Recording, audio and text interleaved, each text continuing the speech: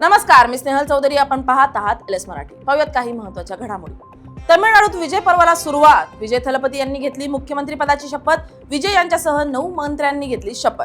भोंदू अशोक खरात प्रकरणात एसआयटी कडून रुपाली चाकणकर यांना चौकशीची नोटीस. एसआयटी प्रमुख तेजस्वी सातपुते करणार रुपाली चाकणकर यांची चौकशी. कोल्हापूर गांधीनगर रोडवरील तावडे हॉटेल परिसरात अतिक्रमण. महापालिकेनं पोस्टानं बजावला नोटिसा. साहित्य काढण्यासाठी 15 दिवसांची मुदत.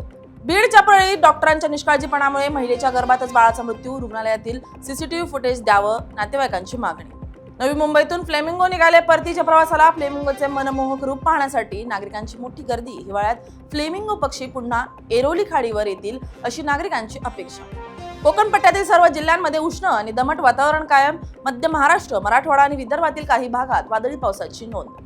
निदा खान चौकशीसाठी पोलीस आयुक्त कार्यालयात दाखल. स्वतः एसआयटी प्रमुख संदीप मिटके करणार निदा खानची चौकशी. मोबाईल चॅट, आर्थिक स्रोताची घेतली जाणार माहिती.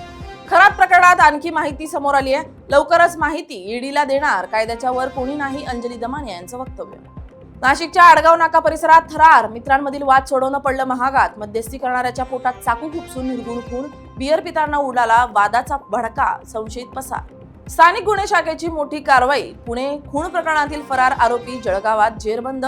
आरोपीला ताब्यात घेऊन पुढील तपासासाठी पुणे पोलिसांच्या स्वाधीन. या होत्या काही महत्त्वाच्या घडामोडी. पाहत रहा एलएस मराठी.